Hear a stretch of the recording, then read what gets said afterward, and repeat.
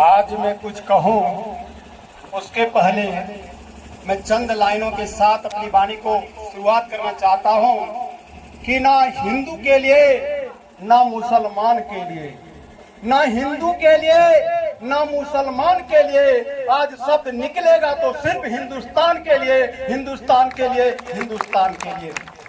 क्योंकि मैं इसका हनुमान हूँ, इस देश मेरा राम है। सीना चीर कर देख लो, अंदर बैठा हिंदुस्तान है, अंदर बैठा हिंदुस्तान है।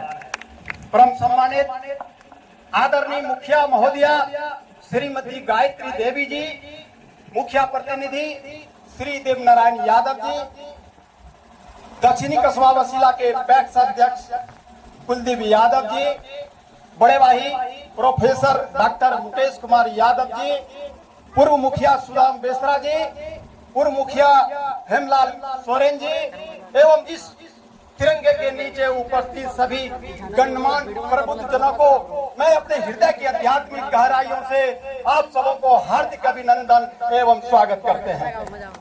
साथियों, आज इस तिरंगे के नीचे उपस्थित देश प्रेम और राष्ट्र निर्माण की भावना को लेकर हम अपने विचार आप सबों के बीच प्रस्तुत करना चाहते हैं कि आजादी का मतलब सिर्फ वही समझ सकता है जिसने कभी गुलामी की हो।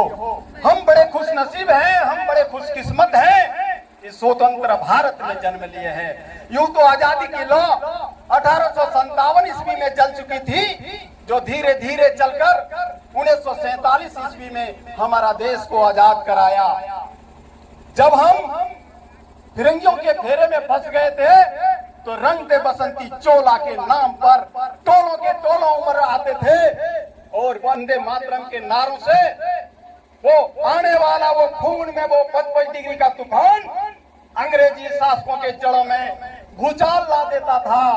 तो लोग इस तरह का अपना देशभक्ति साबित कर रहा होता था। लोग मर जाते थे, मिट जाते थे, फांसी के फंदे को खुशी से चूम लेते थे। इस तरह का लोग अपना देशभक्ति साबित करता था उस समय, क्योंकि उस दौर में देश की कुछ कसौटी ही कुछ और था। 1962 और 65 और 71 के युद्धों में वो स्त्रियों ने अपना सुहाग गंवा देने वाले, जब उनके घर के हालात जब ये हो जाया करते थे कि प्यार भी भरपूर गया, मांग का सिंदूर गया, प्यार भी भरपूर गया, मांग का सिंदूर गया, नन्हे ननिहालों की लंगोटियां चली गई, छोटे छोटे बच्चों की चोटियां चली गई, बाप की कमाई गई, भाई की पढ़ाई गई। ऐसा एक विस्फोट हुआ, पता चला कि पूरे जिस्म की बोटियां चली गई और आपके लिए तो एक आदमी मरा है साहब, परंतु मेरे घर की 2 रोटियां चली गई, मेरे घर की 2 रोटियां चली गई, 2 रोटियां चली गई। वाले हालात पैदा हो जाने के बाद भारत की माताएं अपने बेटों को उस सरहद पर दुश्मनों के धज्जियां उड़ाने के लिए भेज दिया करती थी और पत्र लिखकर भेजा करती थी कि अम्मा ने खत लिखा है बड़े चाव से, कि अम्मा ने खत लिखा है बड़े चाव से, पुत्र मेरा ना घबरा जाना, 1 इंच पीछे ना घटना, चाहे इंच इंच कट जाना, चाहे इंच इंच कट जाना। इस तरह का देशभक्ति अपना साबित करता था उस समय, क्योंकि भारत में इस तरह का दशा और दुर्दशा इतनी दयनीय थी, जो कि भारत के प्राचीन, मध्यकालीन और वर्तमान उदाहरणों से आप सबों को स्पष्ट कराना चाहूंगा। किसी कवि का चंद लाइनें हैं कि हे भारतीयों, जिसको करोड़ों बेटे पोते हैं, उनके हाथ पैर में क्यों लगी है बेड़ियां?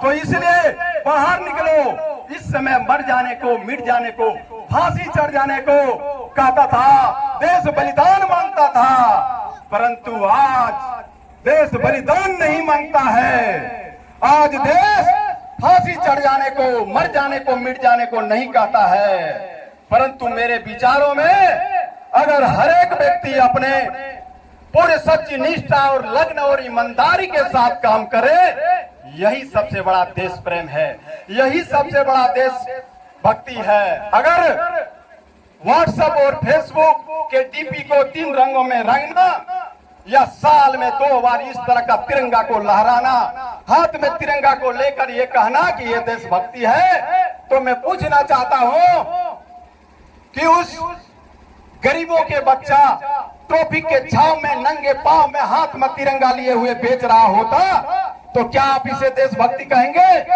नहीं, ये देशभक्ति नहीं है, ये उसके पेट की भूख की शक्ति है जो ऐसा करने पर मजबूर करती है। तो इसलिए कहता है, अरे ना मस्जिद को जानते हैं ना शिवालों को जानते हैं, जो भूखे पेट होते हैं वो सिर्फ भोजन के निवालों को जानते हैं, निवालों को जानते हैं, निवालों को जानते हैं। मित्रों, जब हमारा भारत स्वतंत्र हुआ तो क्या आप इसे स्वतंत्र कहेंगे?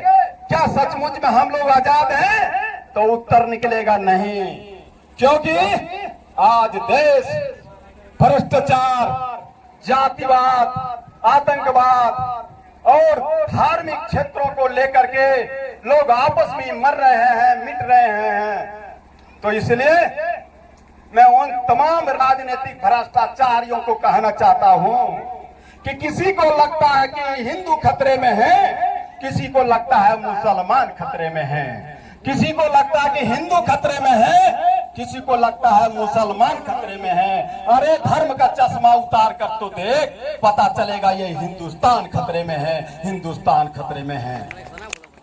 परम उपस्थित सभी मित्रों, सज्जनों, आज हमारे देश के युवा कहीं न कहीं स्वतंत्र भारत में कहीं न कहीं पथभ्रष्ट होते जा रहे हैं। तो उसके लिए मैं उन युवाओं के लिए मैं 2 शब्द कहना चाहूंगा कि ना मरो सनम बेवफा के लिए, ना मरो सनम बेवफा के लिए, मरना है तो मरो यारो इस वतन के लिए। इसलिए साथियों, मैं कहना चाहूंगा, हमारे देश में अभी विपुल समस्याओं से अभी जूझ रहा है, जैसे आतंकवाद, भ्रष्टाचार, धार्मिकवाद में लोग घिरे हुए हैं। इसलिए तमाम चीजों से ऊपर उठ करके सबसे पहले हमारा देश होना चाहिए, हमारा तिरंगा सुरक्षित रहना चाहिए। इसलिए मैं तिरंगे के नीचे सभी युवाओं को कहना चाहूंगा कि अगर जो भी कुछ बातें हो हम लोग आपस में लड़ लेंगे, लेकिन जहां देश की बात आए,